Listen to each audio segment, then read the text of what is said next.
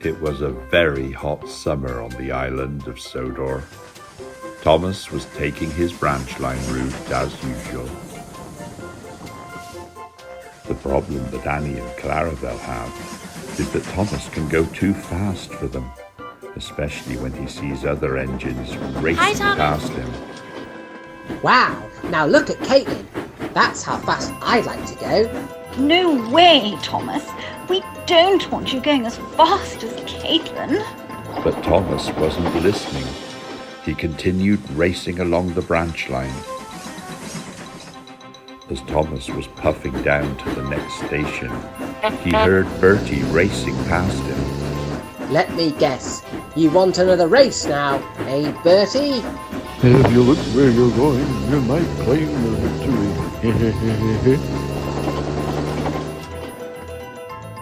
Slow down, Thomas. Stop going so fast. My couplings are rattling.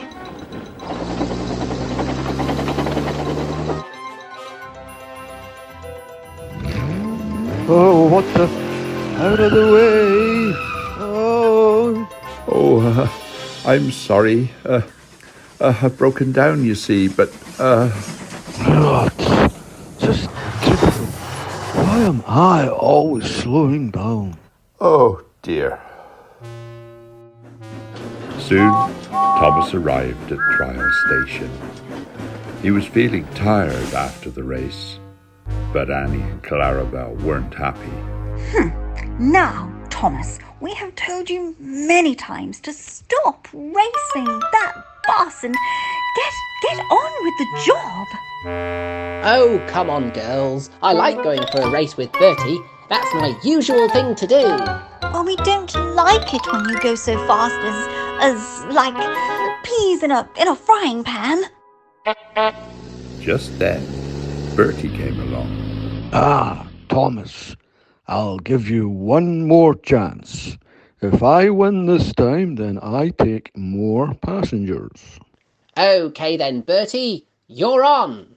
Thomas had accepted the challenge. He pumped his pistons and raced along. Hey, wait! You think you're Thomas, stop! Our passengers are left behind.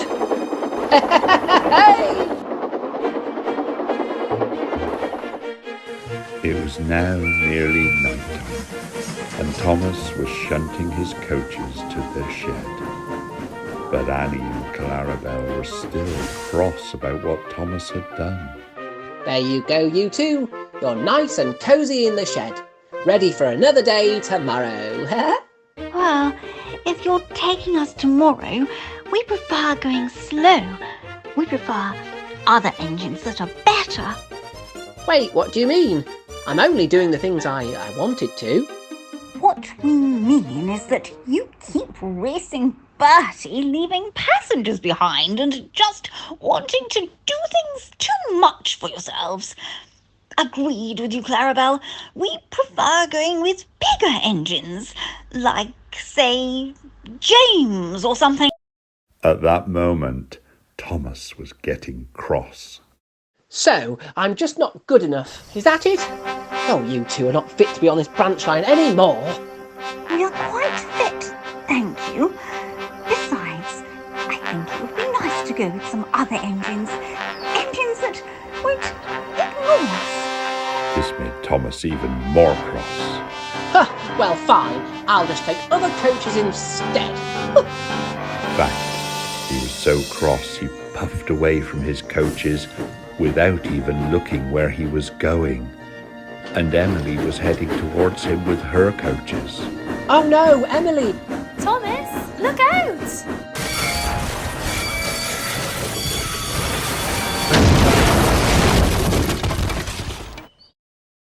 Luckily, no one was hurt, but Emily and the coaches had crashed beside Thomas. Bust my buffers! Are you okay, Emily? I'm fine. Just need a few repairs, that's all. Oh, no. Oh, well, now you've done it.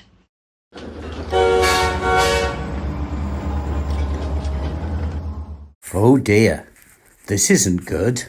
I'll have to report this to the Fat Controller. Oh dear, now I'm in trouble again. Thomas, what is going on? Well, sir, you see, we were having an argument, and Annie and Clarabel were there too, and it was about racing Bertie, and I lost my temper, and, well, I didn't look where I was going, sir. Sorry. Well, in that case, you ought to take Emily to the steamworks and think about what you have done. Sorry, sir. We won't let that happen again. Help had arrived, and Thomas's job was to take Emily to the steamworks to get repaired. Right then, Thomas, off you pop. It's getting late. Yes, sir. Right away, sir.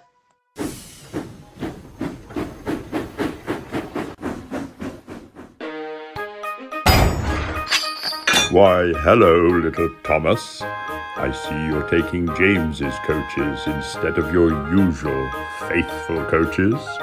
Is there some quarrel going on? Oh, never mind. I must be going. Goodbye, little blue tank engine. Thomas's job was to take other coaches instead of Annie and Clarabel, and the engine taking them was James. Well, looks like I'm pulling Annie and Clarabel once again. Thomas and Annie and Clarabel just said nothing to each other as the guard blew his whistle and Thomas was off. Thomas was racing along with James's coaches, while James pulled Annie and Clarabel. He was puffing down the line, nice and happy.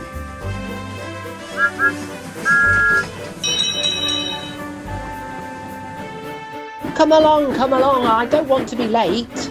We won't be late if you focus on the line and stop that wretched singing. All right. Sorry, I was only singing along. Even though Thomas had passed James, he and Annie and Clarabel didn't talk to each other. But as Thomas was continuing his job, the passengers were getting grumpier and grumpier. Come along, we must be on time. For goodness sake! How many whistleboards are there on this branch line? I would definitely prefer a different engine to take this train. Thomas's heart sank. This wasn't what he was expecting at all. He was miserable for the rest of the day. He didn't want to admit it, but he had missed Annie and Clarabel dreadfully.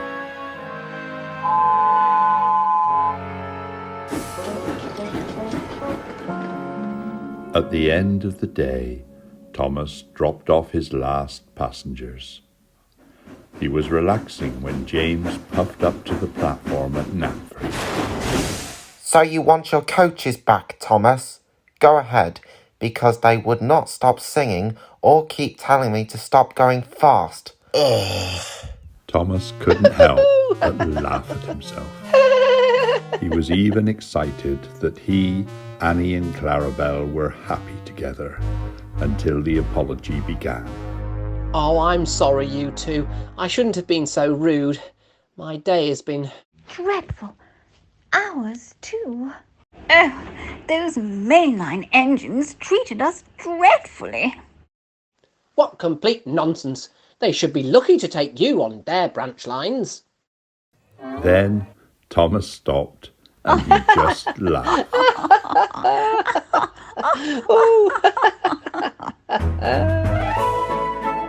Thomas was happy to have Annie and Clarabel back.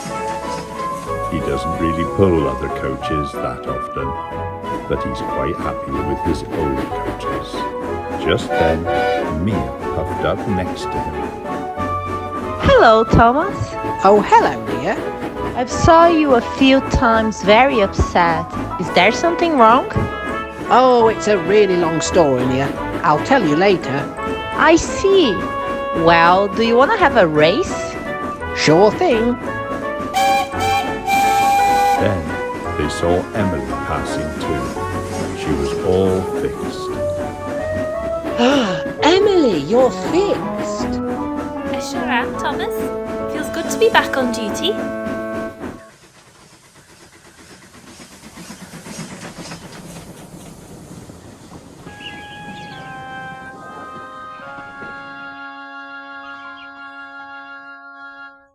That evening, Thomas headed back to Tidmouth Sheds. As he went into his berth, he smiled and looked up at the stars. Ah, good to have Annie and Clarabel back and looking up at the stars.